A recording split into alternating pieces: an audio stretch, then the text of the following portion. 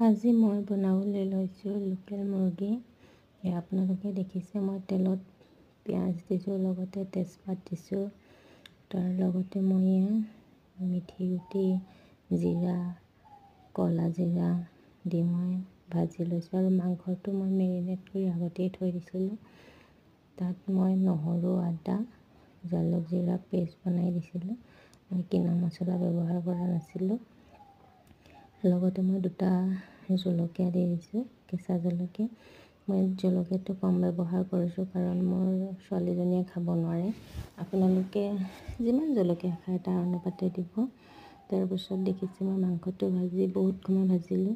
ভাজি লোৱাৰ পিছত মাংসৰ পৰা তেলটো ওলাই গৈছে। তাৰ লগত মই আলু কাটি থৈছিলোঁ, আলু দিলোঁ।